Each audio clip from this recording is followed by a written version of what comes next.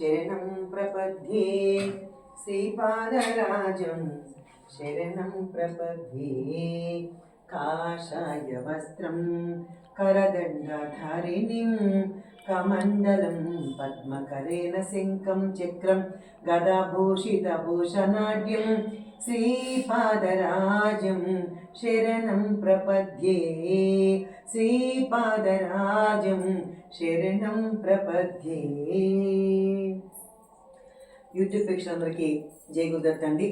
ఈరోజు చేబ్రోలు గ్రామంలో ఉన్నాను.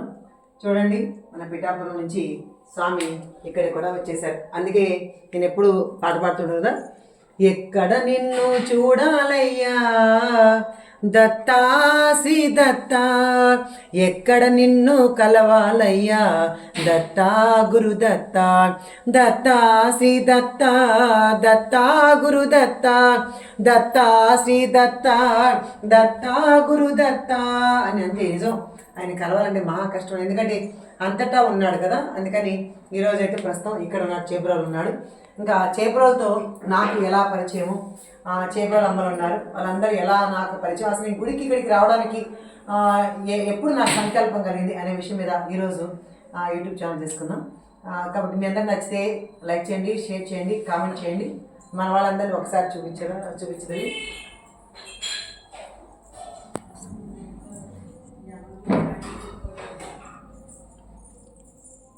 అమ్మా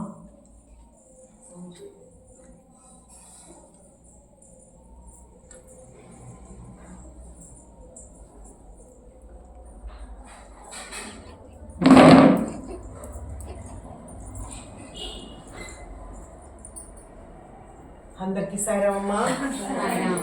అందరూ ఎలా ఉన్నారు? గట్టిగా చెప్పండి. మీరు అందరూ చాలా బాగుంటారు, నాకు ఆ విషయం తెలుసు. ఎందుకంటే మీరు అందరూ ఎప్పుడు భక్తిలో మునిగి తేలుతూ ఉంటారు కదా. బాబా సచ్చరిత్రలో 3వ అధ్యాయంలో ఒక మాట వస్తుంది, నాకు చాలా ఇష్టం అనమాట. శ్రవణం అనే సాగరణ భక్తి ప్రేమ అనే అరడులు వేస్తాయి, దానిలో మరలా మరలా మునిగితే జ్ఞాన రత్నాలు లభిస్తాయి. మీరు నిజంగా జ్ఞాన రత్నాలు అమ్మ, మీరందరూ చాలా అద్భుతం. అయితే ఈరోజు నేను చేబ్రోలు ఎందుకు వచ్చాను తెలుసు, రేపు పూజ ఉంది, న్యూ ఇయర్ కదా, రేపు మా ధనలక్ష్మమ్మ తల్లి పుట్టినరోజు. మీరందరూ యూట్యూబ్ ప్రేక్షకులు చూసే వాళ్ళందరూ కూడా మా ధనలక్ష్మమ్మకి ఒకసారి అందరూ పుట్టినరోజు శుభాకాంక్షలు చెప్పండి, అందరి తల్లిని ఆశీర్వదించండి. ఇది స్వామి అనుగ్రహం అండి. ఈమె చాలా నిజంగా ఒక ఉన్నత స్థితిలో ఉన్న ఒక గొప్ప గౌరవించబడ్డ స్త్రీమూర్తమ్మ ఈ తల్లి. నేనేమి నిజంగా ముఖస్తుతికి పోవట్లేదు, చాలా మంచి భక్తురాలు, చాలా ఆధ్యాత్మికలో ముందంజలో ఉందమ్మ ఈ తల్లి. సరే, ఇక్కడ బాబా మందిరం ఉంది. రేపు ఆ బాబా మందిరాన్ని కూడా నేను ఒకసారి మన యూట్యూబ్లో చూపిస్తాను. బాబా అద్భుతంగా ఉంటారన్నమాట, చాలా బాగుంటారు. సరే, నేను ఈ ఊరికి ఎలా ఆకర్షింపబడ్డాను, ఈ ఊరికి ఎలా రప్పించబడ్డానో నేను మీ అందరితో పంచుకుంటాను. ఎప్పుడు వీళ్ళకి కూడా తెలియదు యాక్చువల్. నిజానికి చాలాసార్లు ఈ ఊళ్ళో సత్సంగా చెప్పాను, చాలాసార్లు ఈ గుడిలో మందిరంలో చెప్పించింది. అంతా ఈ ఊరి రావడానికి మూల కారణం మా ధనలక్ష్మమ్మ తల్లి. అయితే ఎందుకు రప్పించారు నన్ను బాబా అనుకుంటే, నాలో ఒక సంకల్పం కలిగింది. అప్పుడు అది ఎప్పుడు కలిగిందో మీ అందరితో పంచుకుంటాను. నేను ఒకసారి ఒక 10 సంవత్సరాల క్రితం పిఠాపురం వెళ్ళి వస్తూ ఉన్నానన్నమాట. పిఠాపురం వెళ్ళి వస్తూ ఉంటే రాజమండ్రి దగ్గర వచ్చేటప్పటికి యాక్చువల్గా అది అప్పుడు ఏదో యాక్సిడెంట్ అయ్యి కారు ఎవరిదో యాక్సిడెంట్ అయ్యేసి అటు దారి లేదు అన్నారు వాళ్ళు. మరి ఇంకెట్లా ఉంది దారి అని అడిగాను. అడిగితే వాళ్ళు ఆ డ్రైవర్కి ఇంకా ఇట్లా వెళ్ళొచ్చు అని ఏదో చెప్తూ ఉన్నారు. సరే, వాళ్ళు అటు నుంచి అటు తీసుకొచ్చి మొత్తానికి రాజమండ్రి నుంచి వేరే ఇంకా అడ్డదారులు ఏదో తీసుకొచ్చి ఇట్లా మన చేబ్రోలు గుడి మీద వెళ్తుంది మా కార్. అప్పుడు నేను వెంటనే మనసులో చూసి, అరే ఇది బాబా గుడిలాగా ఉంది, పైగా చేబ్రోలు అని రాసింది, చాలా బాగుంది మందిరానికి అని చెప్పి యథార్థం, బాబా నన్ను ఎప్పుడు గుడికి తీసుకొస్తావు అని అడిగాను. అక్కడే ఆపి దండం పెట్టుకుని వెళ్ళొచ్చు, కానీ అట్లా కాదు. అప్పటికి నేను సత్సంగాలు చాలా చోట్ల చేస్తున్నాను కదా. నా ఉద్దేశం ఏంటంటే బాబా పిలిస్తే సత్సంగం చెప్పచ్చు అని నా ఆలోచన అనమాట. బాబా నన్ను ఎప్పుడు ఇక్కడ తీసుకొస్తావు అని నా దారిన ఆ కారులో నేను వెళ్ళిపోయాను. ఏమెవరో తెలీదు, మీరెవరో తెలీదు. నిజం, ఇది వాస్తవం, ఎప్పుడు మీకు పంచుకోలేదు కదా. నాకు అసలు ఏం తెలియదు. ఇంకా ఇంటికి వెళ్ళిపోయాను, ఇంకా ఈ ఊరు మర్చిపోయాను, నాకు అవేమీ గుర్తులేదు. ఇంకా అడిగాను చాలా మందిరాలకు, అట్లా వెళ్తుంటే చక్కగా అడిగితే అదే విధంగా నన్ను తీసుకెళ్తాడు అనమాట స్వామి. నేను ఇంకా అలాంటి ఆలోచన లేకుండా బాబా గుడి చూడగా అప్పటిదాకా నిజంగా కళ్ళు మూసుకొని నిద్రపోతూ ఉంటాను కారులో. స్వామి ఎప్పుడు పిలుపైతే ఇస్తారు వెంటనే కళ్ళు తెరిచి చూస్తాను. అలా చాలా చోట్ల నాకు జరిగాయి అనమాట. దత్తస్వామి అనుగ్రహం అలా నాకు ఇస్తూ ఉంటారనమాట స్వామి. అదేవిధంగా నేను కళ్ళు తెరిచి చూడడం, చేపురాడు గుడి కనిపించడం, స్వామి ఎప్పుడు తీసుకెళ్తారని అడగడం, ఇవన్నీ మనసులో పైకి కాదు ఇలా అయిపోయినాయి. నా పక్కన 3-4 కార్లు వస్తారు, వాళ్ళకు కూడా ఏ విషయాలు తెలియదు. ఇవన్నీ మన మనసులో అనుకునేట్టు అందరికీ పంచుకోవాల్సిన అవసరం లేదు కదా అనుకుంటా. కరెక్ట్గా ఇది జరిగిన వారం రోజులకి నాకు వారం కూడా ఉండదు నిజంగా, ఈమె ఫోన్ చేశారు. 10 ఏళ్ళు అయిందండి. అమ్మ నిర్మలమ్మ గారా అన్నారు. అవునండి అన్నాను. మాది చేపురాలమ్మ అన్నారు. అంతకు ముందు ఒకసారి ఏం జరిగిందంటే మా మండవరంలో వెంకటేశ్వర ఉన్నాడు, ఆయన అన్నాడు అనమాట, అమ్మ ఒక చేపురాడు గ్రామంలో ధనలక్ష్మమ్మ గారు ఉన్నారు, ఆవిడ చాలా మంచి భక్తురాలు, చాలా స్థితిలో ఉంది, అలాంటి వాళ్ళతో మిమ్మల్ని ఇద్దరికి కలపాలని నాకు చాలా ఆశగా ఉంది అని నాకు ఎప్పుడో ఒకసారి అంతకుముందు ఒక దాదాపు ఇంచుమించు 1 year బ్యాక్ కూడా చెప్పినా అన్నారు. కానీ చేపురాలు ధనలక్ష్మి ముందుగా నాకు ఇవేమీ తెలియదు యాక్చువల్గా. అయిపోయింది. సరే ఈమె ఫోన్ చేశారు, అమ్మ నాకు ఇట్లా మీదే ఊరమ్మ, ఇట్లా మాట్లాడితే మాది చేపురాలమ్మ, నా పేరు ధనలక్ష్మమ్మ, ఇట్లా సిద్ధమంగళ స్తోత్రం చేయమని నాకు ఇట్లా సంకల్పం వచ్చింది, నాకు ఇక ఇట్లా హైదరాబాద్ నుంచి వస్తూ ఉంటే నాకు తెలియకనే ఇట్లా ఒకలాంటి స్థితిలోకి వెళ్ళిపోయాను, సిద్ధమంగళ స్తోత్రం చేయని ఒక థాట్ లాగా వినిపించిందమ్మా, దాన్ని నేను వెంకటేశ్వరరావు ఫోన్ చేస్తే నాకు దీని గురించి తెలియదమ్మా, గుడివాడ నిర్మలం ఉంది ఆవిడ చేస్తుంది అనేసి అన్నారు, అందుకని మీ నెంబర్ అది తీసుకొని మీకు కాల్ చేస్తున్నానమ్మా అన్నారు. సరే ఏదో ఒక సంకల్పంతో చేయాలనుకుంది ఆ తల్లి. వెంటనే సరే అమ్మ అయితే దీన్ని ఎన్నిసార్లు చదవాలి ఏమని అడిగారు. 10 years ఇంకా ముందేనండి, ఇంకా అవతలే అని ఇవతలు కాదు యాక్చువల్లీ. అప్పుడు నేను అన్నాను, సరే ఇట్లా చెయ్యమ్మా ఇలా చెయ్యని ఆవిడ కొన్ని సూచనలు ఇచ్చాను, అంతే, ఇంకేం చేయలేదు. కరెక్ట్గా 20 రోజులకి నేను మళ్ళీ నేను చెప్పాను, 40 రోజులు మీరు ఇలా తెల్లవారుజామున లేసి ఇలా చేయండి, మీ పనులు ఇలా అవుతాయి, నేను ఏదో సూచనలు అన్నాను అందరికి చెప్పకూడదు చెప్పాను. నిజంగా నేను ఎలా చెప్తే అలా ఆచరించిందమ్మా, అలా చేసుకున్నారు ఆ పూజను. నేను 20 రోజుల మధ్యలో నేను ఒకసారి మీ ఊరు వస్తాను తల్లి అని చెప్పడం జరిగింది. అప్పుడే మనం మేడ మీద కార్యక్రమం పెట్టుకున్నాం, గుర్తుంది, మీరైతే నాకు బాగా గుర్తున్నారు కదా. మేడ మీద కార్యక్రమం పెట్టుకోవడం, ఆ రోజు అప్పుడు హోమం కూడా లేదు, మామూలు సిద్ధమంగళ సూత్రం చెప్పుకొని దాని యొక్క అర్థాలు చెప్పుకోవడం, ఆ రోజు ఒక 2-3 గంటలు సత్సంగం జరగడం జరిగింది. మరి ఇది ఎలా జరిగింది అంటావు? ఆ రోజు నేను చేబ్రో నన్ను ఎప్పుడు తీసుకెళ్తావు స్వామి అనే మాటకి చేబ్రోల్నే నాకు నా పుట్టినిల్లుగా చేశారు. నిజంగా చాలా ఒక రకమైన దుఃఖం వస్తుందమ్మా, ఎందుకంటే ఈవిడ నన్ను అలాగే చూసుకుంటుందమ్మా. ఇద్దరం మేము వయసులో ఒకటే, కానీ ఇద్దరం ఒకరికొకరు అమ్మ అమ్మ అని పిలుచుకుంటాం. ఇక్కడ వయసు కాదు సంబంధం, మనసు కదా. ఆ రోజు నుంచి నిజంగా తల్లి కూతురులాగే మేము ఇద్దరం వారానికి మాట్లాడుకొని, లేదంటే నెలకోసారి మాట్లాడుకుని, అలాగని ఫోన్లు కూడా రోజు మాట్లాడుకోము. రోజు కూడా మా ఇద్దరికి ఏం అటాచ్మెంట్ ఉండదు. నెలకు మాట్లాడుకున్నా, 2 నెలలు మాట్లాడుకున్నా, లేదంటే నేను ఫోన్ చేయాలని మా ఇద్దరి థాట్స్ ఎట్లా ఉంటాయంటే అది సోల్స్ అమ్మ, అది టచ్ అవుతాయి. నేను అనుకుంటాను 10 రోజులు అయిపోయింది చేపల అమ్మకు ఫోన్ చేయాలి అనుకుంటాను. ఇప్పుడు ఇక్కడ మనుషుల్లో ఒకరికి నేను చెప్పే సత్సంగం కొంచెం ఇంట్రెస్ట్ లేదు, అది కూడా నాకు తెలుసు. కానీ కొన్ని స్వామి నాకు అలా అనిపిస్తుంది, కానీ నేనేం చేయను, అది చెప్పేస్తాను. అది చెప్తే కొంతమందికి బాధ కలుగుతుంది, అలా అయిపోతుంది అనమాట. కానీ ఏం చేయను, చెప్పక తప్పదన్నమాట. ఇది నేను పొగడ్త కాదు, నా జీవితంలో జరిగిన ఒక సన్నివేశాన్ని మీతో పంచుకుంటున్నాను అన్నమాట. 10 రోజులు కరెక్ట్గా ఫోన్ చేయాలి అని అనుకొని ఇట్లా ఫోన్ తీసుకుంటాను. ఫోన్ తీసుకుని నాకు ఫోన్ రింగ్ అయిపోయింది. అడగండి అవునా కదమ్మా, ఫోన్ రింగ్ అయిపోయింది. సరే లేదు ఆమె అనుకుంటారంట, అమ్మ నాకు ఫోన్ చేసి చాలా రోజులు అయింది అని మనసులో అనుకుంటుందంట. కరెక్ట్గా నేను ఫోన్ చేసింటాను. ఇది ఎలా సంభవం అంటే, ఒక మనిషి మీద ఉన్న ప్రేమ అలా మనకు అలా తీసుకెళ్తుంది అన్నమాట. నిజం. కాబట్టి మీరందరూ ఆమె ద్వారా మీరందరూ ఉన్నా కూడా నాకు చాలా ఇష్టం. నిజం. అప్పుడు అమ్మ ఫోన్ చేస్తే ఎప్పుడైనా, అమ్మ మన వాళ్ళందరూ బాగున్నారా, మన సత్సంగ సభ్యులకి ఎలా ఉన్నారు అని ఖచ్చితంగా నేను అమ్మని అడుగుతాను అన్నమాట. ఎందుకంటే మీరు అమ్మ పిల్లలు కాబట్టి, అమ్మ పిల్లలు అయితే మరి నా పిల్లలు కూడా కదా. కాబట్టి మీ అందరినీ ప్రత్యేకించి అందరినీ పేరు నాకు నిజంగా ఈ మధ్యలో మీ అందరికీ కొన్ని వచ్చేసాయి. సునీత అని, దీప్తి అని, ఇంకా ఆ పేరు ఇంకా తెలుస్తాను ఫుల్. ఇట్లా కొంతమంది పేర్లు అయితే మనసులో ఉండిపోయినాయి. అలాగే చేపలతో నా పరిచయం అత్యంత అద్భుతం. ఇది ఈరోజు ఒక పుట్టిల్లాగా నేను వస్తున్నాను, పుట్టిల్లాగా వెళ్తున్నానంటే అది అత్యంత అద్భుతంగా. ఇంకా అలాగే కరోనాలో కూడా ఒక అద్భుతమైన సన్నివేశం ఈ మధ్యలోనే నాకు మళ్ళీ గుర్తు చేశారు ఆ తల్లి. అది కూడా మీతో పంచుకుంటున్నాను.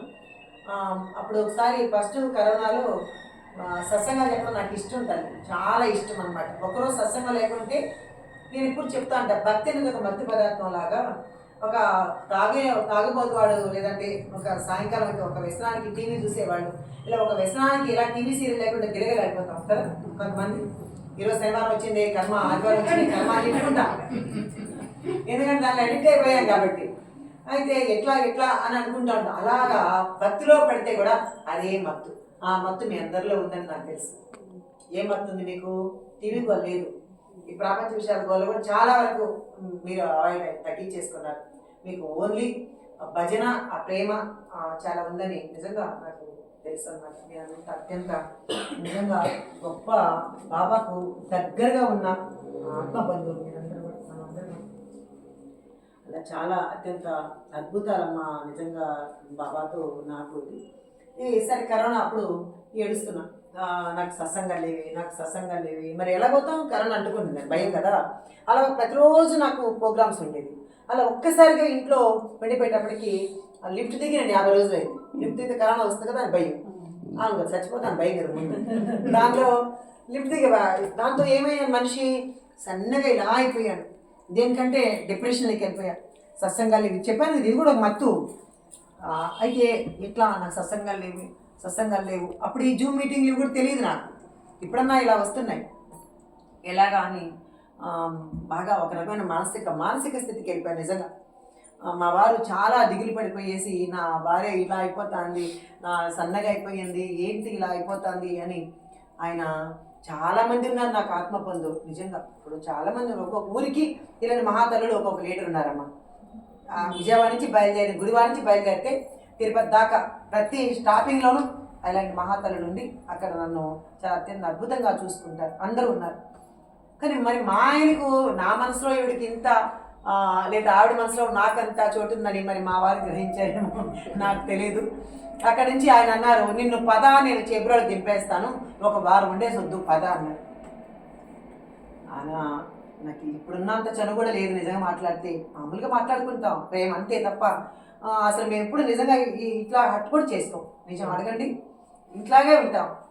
అట్లా ఉంటేనే ప్రేమ, లేకుంటే లేదా అని కాదు, అంత డీసెంట్గా ఉంటాం అన్నమాట ఇద్దరం.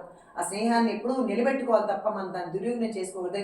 మా ఇద్దరు బాగుంది, అందుకని ఇద్దరు ఎంత మర్యాదగా ఇచ్చిపుచ్చుకుంటాం అంత మర్యాదగా ఇచ్చిపుచ్చుకున్నాం. అలాగని మా మధ్య ఇద్దరు మాది ఏదో తీసుకోవడాలు పుచ్చుకోవడాలు అవి లేవు.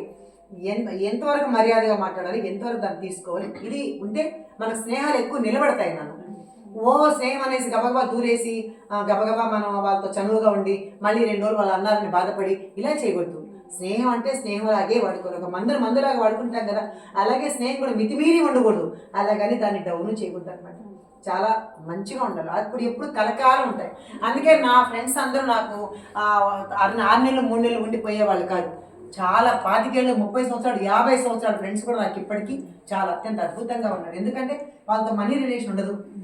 మనీ రిలేషన్ ఉంటే మన అంతా పోతాం. అందుకని ఎప్పుడు మనీ రిలేషన్ ఉండదు.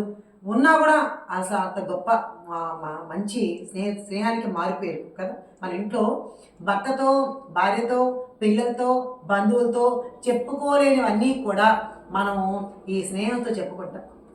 అమ్మకు కష్టం వచ్చింది అనుకో, అమ్మ నాకు అని చెప్తాం. దాన్ని 10 మంది చెప్తే అది స్నేహం అనిపించదు. లేదా నాకు బాధ వచ్చింది అమ్మతో చెప్తా, ఆ 10 మందికి మీకు పిలిచి ఇదిగో నిర్మలమ్మ ఇట్లా కష్టం వచ్చిందని చెప్పి ఆవిడ ఫ్రెండే కాదు, కానీ గుప్తంగా ఉండడమే స్నేహం అంటే కదమ్మా. అవును కదా. అలా మా ఇద్దరి స్నేహం నిజంగా కొనసాగుతుంది. మా వారు అన్నారు, అంతమందికి దింపుతాడేమో, నాకు చాలా ఎన్నో ఏళ్ళుగా ఉన్న ఫ్రెండ్స్ కూడా ఉన్నారు, కానీ మా ఆయన అన్నారు, పద నేను చేబ్రోలు దింపుతానన్న. సరే అమ్మతో అన్నానమ్మా ఇట్లా వస్తున్నాను అంటే, అయ్యో తప్పకుండా రండి అమ్మ అని అంటారు. అప్పుడు కూడా ఎందుకు పిలిపించుకున్నారో స్వామి తర్వాత తెలిసింది. మా ఆయన లోపలికి కూడా రాలేదు, బయటే కూర్చున్నారు. నేను లోపలికి వస్తే ఈ తల్లి అనుకుందంట, అరే ఆమె ఏంటి అలా అయిపోయింది, ఇప్పుడు ఆవిడ నేను నిజంగా వారం రోజుల్లో నేను ఆవిడని మళ్ళీ మామూలు మనిషిలాగా చేయగలనా అని క్వశ్చన్ మార్క్ వేసుకుందంటే ఆవిడ మనసులో. ఇప్పుడు నేను ఇవి లేకుండా చెప్పలేదు, ఈయన ముందునే చెప్తున్నాను. అనుకుందంట. సరే లోపలికి వచ్చాను, పాప మా వారు వెళ్ళిపోయారు. అలా వారం రోజులు ఇక్కడ నన్ను ఇక్కడ ఉంచి పైన అమ్మ దగ్గరే రూమ్ ఇచ్చి చక్కగా ఆమెతో పాటే నన్ను పడుకోబెట్టుకొని చక్కగా మా కరోనా ఉంది దూరంగా పడుకొని ఈ భయాలేవు చక్కగా పక్కనే పడుకొని రోజు బాబా విషయాలు చెప్పుకొని మళ్ళీ ఇంకేమి వాళ్ళ మీద వీళ్ళ మీద అలా ఉండవు. బాబా విషయాలు అంటే బాబా విషయాలు ఇలా చెప్పుకొని సత్సంగం చెప్పుకొని రోజు గొప్పగా ఇద్దరం ఉండేవాళ్ళం. కానీ నన్ను ఎలా చూసిందంటే మా అమ్మ ఆ రోజులు గుర్తొచ్చిందేమో. నన్ను ఒక అమ్మలాగా ప్రతి రోజు కూడా వాళ్ళ మా కోడలు కూడా ఇక్కడే ఉంది. మరి ఆ అమ్మాయి ఈవిడ చేసి పెట్టాలి కానీ నా కింద చేసి పెట్టాలి కదా. కానీ ఆ ఇంటి కోడలు కూడా అలాంటి కోడలే. ఆవిడ కూడా ప్రతిరోజు నాకు పైప్ పాపం తీసుకొచ్చేసి పాలు తీసుకొచ్చి చిక్కటి పాలు కదా ఉండేటప్పుడు, అప్పుడు గేదె ఉండేది అమ్మలకి. చక్కగా ఆ పాలంతా చక్కగా నాకు ఇంత పెద్ద గ్లాసులతో పాలిచ్చి తర్వాత గట్టి గట్టి పెరుగంతా వేసి ఒక వారం లేకి నన్ను అద్భుతంగా లేపేసింది తల్లి. నిజంగానే ఆమె అడగండి ఎట్లా ఇట్లా వచ్చాను, నిజంగా ఒక 5-6 కేజీలు లావైంటానమ్మా. అంత చక్కగా పంపించింది. ఓ స్వామి నాకు ఇలా కూడా నాకు అంటే బాబా ఆవిడ దూరి బాబాని నాతో సేవ చేయించాడా అనుకునేలాగా చేసిందమ్మా. అట్లా తల్లి ధనలక్ష్మి తల్లి నీకు ఎన్ని జన్మలకైనా నీ రుణం తీర్చుకోలేను. నిజంగా రుణం తీర్చుకోలేను. కొత్త ఆవిడ నాకు ఎందుకు నేను చూడాలి, కరోనా ఒకటి నేను ఎందుకు పిలవాలి అని ఒక ప్రాణాన్ని కూడా తెగించి ప్రాణాన్ని కూడా భయపడి లెక్క చేయకుండా నన్ను ఆ కరోనాలో ఇక్కడ ఇంటికి తీసుకొచ్చి నన్ను అంటే ఎవరు చూడరు అట్లా కదా. కరోనా ఇప్పుడు అని సొంత బంధువులే రానివ్వలేదు. మరి ఆవిడకున్న ఆరోగ్య పరిస్థితుల దృష్ట్యా మరి నన్ను ఎలా రాణిస్తారు చెప్పండి. అమ్మ ఇప్పుడు వద్దులేమ్మా అని చెప్పచ్చు. కాబట్టి పెద్ద మనసుతో నన్ను ఇంటికి రప్పించి నన్ను చాలా ఒక ప్రేమమూర్తిగా ఆవిడ నన్ను ఒక తల్లిలాగా నన్ను లేదా నేను ఆవిడ బిడ్డలాగా అత్యంత అద్భుతంగా చూసిన మా ధనలక్ష్మకు చాలా 100,000 కోటి కృతజ్ఞతలమ్మ. అందుకే నాకు ఏ మనిషి అయినా ఏమన్నా సహాయం చిన్న సహాయం చేస్తే మన జన్మను ఎప్పుడు ఆ మనిషిని మనం మర్చిపోకూడదు. డబ్బులే కాదు, మనం డబ్బులు సాయం చేస్తేనే కాదు, చిన్న సాయం చేస్తే కూడా చూడండి. ఒక మనం ఇంట్లో పెంచుకునే సునకానికి రోజు ఒక ముద్ద అన్నం పెడితే డైలీ వీధి కుక్కైనా మన ఇంటికి వచ్చి కాస్తుంది, అవునా కదా. అట్లా దానికే అంత విశ్వాసం ఉంటే మన మనుషులకి ఎంత విశ్వాసం ఉండాలి కదమ్మా. అట్లా నాకు ఆ యొక్క విశ్వాసం చాలా ఇష్టం. అందుకే నాకు నిజంగా ఈరోజు రేపు జనవరి న్యూ ఇయర్ కదా, ఇంట్లో పూజ చేసుకున్నాం. ఇలాంటి మనసులో కొన్ని ఉన్నా కూడా అమ్మ రామ్మ అని పిలవగానే నేను నిజంగా ఒక విధంగా తోకాడించుకుంటూ వచ్చేసానేమో అనుకోవచ్చాను. మనం నిజంగా చెప్తాను. ఎందుకంటే స్నేహ భావం అలా ఉండాలమ్మా మనకెప్పుడు. ఆమె పిలిస్తే ఇప్పుడు మీరందరూ ఒక్క మాటతో ఒక్క పిలుపుతో మీరందరూ ఎందుకు వచ్చారమ్మా చెప్పండి, అవునా కదా. ఒక్క మాటతో పరిగెత్తుకుంటూ వచ్చారంటే ఆవిడలో ఆ విల్ పవరు, ఆ భక్తి, ఆ శ్రద్ధ మీ అందరికి నచ్చాలని. ఆవిడ తిడుతుందా రేపట్ట పొద్దున్న పూజ ఉంది పర్వాలేదులేమ్మా అని చెప్పేయచ్చు. కానీ మీరంతా ఆవిడ పిలుపుకి పరిగెత్తుకుంటూ చిన్న బిడ్డల్లాగా మీరు వచ్చేసారంటే ఆ ప్రేమతత్వం ఉంటే తల్లే కాదు మీ అందరి దగ్గర కూడా అలాగే అందరూ వచ్చేస్తారు. కాబట్టి మనం సత్సంగం అంటే ఏదో కాదు నాన్న, భగవంతుల్లో మనం లీనం అవ్వాలంటే ముందు మనం ఈ మోటివేషన్ ఇలా వెళ్ళాలి. ఈ మోటివేషన్ వీడియోలు వెళ్తే కూడా స్నేహానికి ఇంత విలువ ఉందా, స్నేహానికి ఇంత గట్టి దానికి ఏమంటే ఒక భద్రత అమ్మ స్నేహం. మనము అందుకే అన్నారు చూడండి ఆనాటి మహాకవులు, స్నేహమేరా జీవితం స్నేహమేరా శాశ్వతం కదా. స్నేహమే నిజంగా మనకి బంధం. మనం ఎవరితో చెప్పుకోవాలి బాధలు కూడా ఆ యొక్క స్నేహితులతో చెప్పుకుంటాం. అది కూడా నిజమైన స్నేహితులే ఉండాలి తప్ప మనకు స్నేహితులు అంటే అందరినీ కనిపించిన వాళ్ళంతా మనం అనుకుంటూ ఉంటాం. కనిపిస్తే అదిగో మా మీ ఫ్రెండ్, ఇదిగో మా మీ ఫ్రెండ్ అంటాం. నాకు చాలా కోపం వస్తుంది. అంటే ఫ్రెండ్ అంటే దానికి ఒక అర్థం పరమార్థం ఉండాలి. కనిపించిన వాళ్ళంతా ఫ్రెండ్ అనకూడదు. మనకు తెలిసిన వాళ్ళు లేదంటే మన ఆత్మీయులు అనాలి తప్ప ఫ్రెండ్ అనేదానికి దానికి చాలా నిర్వచనం ఉంది. కాబట్టి మీ అందరూ కూడా నా ఫ్రెండ్సేనమ్మా. అందుకోసం మీకు ఈ చేబ్రోడ్కి నాకు ఉన్న రుణానుబంధం ఇది ఈ జన్మది కాదు, జన్మల నుంచి వచ్చిన రుణానుబంధమేమో. కాబట్టి మనం అంతా 10 ఏళ్ళుగా కలిసే ఉన్నాం. ఇంకా ఇప్పుడే కాదు, మనం అందరి అమ్మ ఉన్నంత వరకు, నేను ఉన్నంత వరకు, మీరు ఉన్నంత వరకు తప్పకుండా ఈ చేబ్రోడ్ వస్తూనే ఉంటాను. మళ్ళీ మళ్ళీ నన్ను రమ్మనే మన అమ్మ పిలవాలి. పిలుస్తావమ్మా?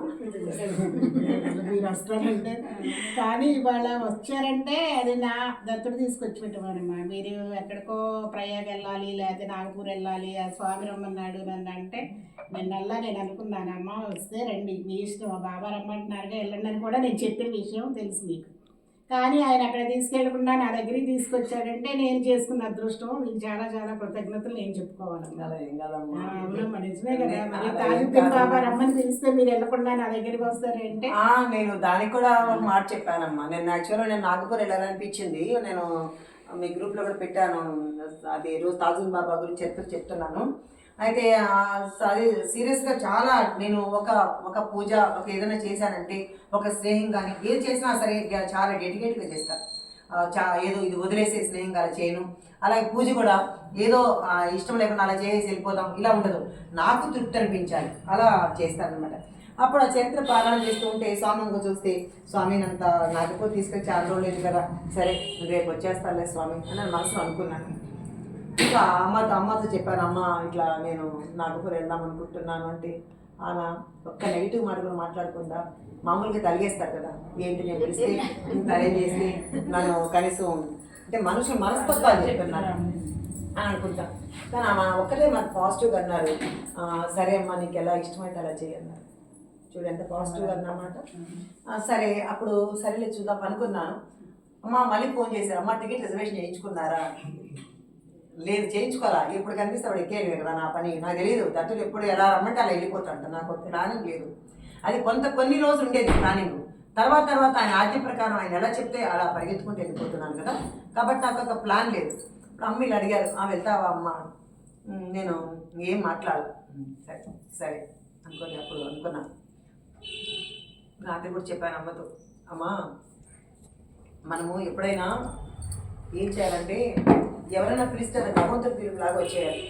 భగవంతుడే ఈ కార్యక్రమానికి పిలిచినప్పుడు నేను భగవంతుడి దగ్గరికి ఏం చేస్తాను చెప్పు? ఇక్కడే ఉన్నాడు కదా ఆయన, ఇంకా నేను అక్కడికి వెళ్ళి ఏం చేస్తాను? అందులో తాజుద్దీన్ బాబా ఒక మాట చెప్పారు, ఎవరి మనసులో బాధ పెట్టద్దండి, ఎవరిని మనం పరుషంగా కానీ లేదంటే స్వార్థంతో కానీ అసూయతో కానీ మాట్లాడద్దండి. కాబట్టి అలా మాట్లాడితే బాబా కూడా అదే చెప్పారు, మీరు ఎవరిని బాధ పెట్టి నన్ను బాధ పెట్టింటే అని చెప్పి సత్యత అద్భుతంగా చదువుకున్నాను. మహాత్ముల చరిత్రలు పారాయణ చేశాను. అలాంటప్పుడు నేను ఇక్కడ నేను కావాలంటే పెళ్ళికో అలాంటి దానికో రాకుండా మానేస్తే, ఇప్పుడు అమ్మ ఏదో ఒక పెళ్ళి అనుకోండి రాకపోయినా పర్లేదులే అనుకుంటా, కానీ దైవ కార్యక్రమం మాత్రం ఖచ్చితంగా పిలిస్తే నేను తప్పకుండా వెళ్ళే తీరుతాను అనమాట. ఎందుకంటే అది భగవంతుని పిలుపుగా భావిస్తాను. దానికి రాకపోయినా పర్వాలేదు, మళ్ళీ అమ్మ రాలేకపోయినానంటే అమ్మే నన్ను అందు. కానీ భగవంతుడి కార్యక్రమం పిలిచింది, అందులో రేపు అమ్మ పుట్టినరోజు. సరే అమ్మతో సరదాగా ఉంటే అమ్మ సంతోషిస్తుంది కదా, అప్పుడు అమ్మ సంతోషిస్తే భగవంతుడు సంతోషిస్తాడు కదా అని నా ప్లాన్స్ అంతా మార్చేసుకొని ఈరోజు చేపలు ఇక్కడికి రావచ్చి మేమందరం మమ్మల్ని నవ్వు చూస్తూ ఉంటే ఎంత ఆనందంగా ఉంది తెలుసా నాకు. నిజం చాలా హాయిగా ఉంది, చాలా ఆనందంగా ఉందన్నమాట. భగవంతుడు కోరుకునేది కూడా మనకి అదే, అందరూ ఆనందంగా ఉండాలి, అందులో మనం ఉండాలి. కాబట్టి చక్కగా మనకు భగవంతుడు ఇచ్చిన ఈ అనుగ్రహాన్ని చక్కగా మనం ఒక సత్సంగ రూపంలో మనం చెప్పుకున్నాం. కాబట్టి మీరు అంటే యూట్యూబ్ చేసే ప్రతి ఒక్కరు కూడా స్నేహాన్ని చాలా జాగ్రత్తగా కాపాడుకోండి, దాన్ని దుర్వినియోగం చేసుకోకండి. ఏదో మనకు అంటే చక్కరెక్కించుకున్నారు కదా అనేసి మనం వాళ్ళతో ఎట్లా పడితే అట్లా స్నేహంతో వ్యవహరిస్తే వాళ్ళ మనసులో పాడైతే మళ్ళీ మనం ఆ స్నేహం అతుక్కోదండి. ఇప్పుడు ఇలా ఉన్న స్నేహం చిన్న మాట తేడాతో అది మనకు మళ్ళీ తేడాలు వచ్చాయనుకోండి, మళ్ళీ మనం కలుసుకున్నా కూడా ముందు ప్రేమ మనకు ఉండదు. ఇది గుర్తుపెట్టుకోండి, ముందు ప్రేమ ఉండదు. ఇప్పుడు అమ్మ నన్ను ఏదైనా అని ఈ 10 ఏళ్లలో నన్ను ఏదైనా అనింది అనుకో, సపోజ్ మళ్ళీ ఒక సంవత్సరం మాట్లాడుకోకుండా మానేసి మళ్ళీ జాయిన్ అయ్యాను అనుకో, ఇంత ప్రేమ ఉండదు. నన్ను అనింది అని లోకం కోసం మాట్లాడుకున్నా కూడా మళ్ళీ మనకు అదే ఫీలింగ్స్ ఉంటాం. కాబట్టి ఆ ప్రేమను మనకి ఇచ్చిన అవకాశాన్ని అది లైఫ్ లాంగ్ మనం మేము 50 ఏళ్ళు కలుస్తున్నాం, ఒక మాట కూడా మనం అనుకోలేదు కదా అనుకునేలా మన స్నేహాన్ని మనం ఉండాలి తప్ప అరే మనం అని రోజు ఏదో ఒకటి మాట్లాడుకోవడం లేదంటే ఈర్ష అసూయ ద్వేషాలతో. నిజంగా నేను చెప్తున్నాను కదా, అమ్మ నాది ఒకటే స్థితి ఆధ్యాత్మికలో. అంటే మీ అందరూ ఎలా ఉన్నారో నాకు తెలియదు కదా, ఈమె స్థితి నా స్థితి ఒకటే స్థితి. అయితే మీరందరూ కూడా గొప్ప స్థితి, దాని గురించి నేను కాదనేది. అయితే ఈమె స్థితి నా స్థితి ఒకటే అయినప్పటికీ కూడా నేను ఇలా గొప్పగా సత్సంగాలు చెప్తానని, ఇలా గొప్పగా ఇవన్నీ మాట్లాడతాననేసి ఎవరైతే, ఇంకా నాకు ఒక ఫ్రెండ్ ఉంది, ఆవిడకి యూట్యూబ్ ఛానల్ ఉంది, ఆవిడ ఎంత ఎదిగిపోతుందో అని ఒక రకంగా భావిస్తూ ఒక రకంగా అసూయ ఉంటుంది పాప. నాకు తెలుసు ఆవిడ నాకు ఉందని తెలుసు, అయినా నేనేం ఫీల్ అవును, నా దారి నాదే, వాళ్ళ దారి వాళ్ళే, అందరూ. కానీ ఈమె ప్రతి వీడియోకు స్పందిస్తుంది, నేను మాట్లాడే ప్రతి మాటకి హ్యాపీగా ఫీల్ అవుతుంది, ఆవిడ మాట్లాడినంత గొప్పగా ఆవిడ ఫీల్ అవుతుంది. ఇంకెంతకన్నా స్నేహంలో ఇంకేం కావాలమ్మా మనకి కదా. కాబట్టి ఎవరైనా సరే మనం ప్రేమగా ఉండాలి, ఆత్మీయంగా ఉండాలి. సత్సంగం అంటే అదే నాన్న, ఇంకేదో మనం అనుకుంటాం దేవుడి మాటలే అనుకుంటాం సత్సంగం అని, మంచి మాటలు కూడా సత్సంగం. అలాంటిది ఈరోజు నాకు ఇంత అవకాశం ఇచ్చిన మన చేబురం మా తల్లి ధనలక్ష్మకి, అలాగే ఈవిడ గుడిలో కూడా చైర్మన్ కదమ్మా, బాబా గుడి ఉంది, రేపు బాబా మందిరం కూడా మీకు చూపిస్తాను. బాబా కూడా చాలా బాగుంటారు. అయితే అంటే బాగుంటారంటే మిగతా అంతా బాగుంటారేమో అని అనుకోలేరు, బాబా ఎక్కడైనా బాగుంటారు. కానీ ఆ యొక్క మూర్తి, అక్కడ చేసిండే అలంకరణ ఇవన్నీ చాలా అద్భుతంగా ఉంటాయని చెప్తాను. ఆ గుడికి చైర్మన్ అనమాట. అయినా సరే ఆవిడకి ఆరోగ్యం బాగుందా, సహకరించిందా లేదా నేను చూసుకోకుండా గుడి బాధ్యతలు కూడా చాలా వరకు వీరందరూ కలిపి ప్లస్ ఈమె కలిపి అందరూ కలిపి ఈ ఊరి వాళ్ళ సపోర్ట్తో ఈమె కూడా ముందుండి ఆ కార్యక్రమం మంచిగా చేస్తారు. మీరందరూ కూడా యూట్యూబ్ చేసే ప్రతి ఒక్కళ్ళు కూడా స్నేహాన్ని అలాగే నిలబెట్టుకోవాలని, అందరూ మనమంతా మంచిగా ఉండాలని ఈ యొక్క నూతన సంవత్సర శుభాకాంక్షలు తెలియజేసుకున్నాం. అందరూ సాయిరామ్.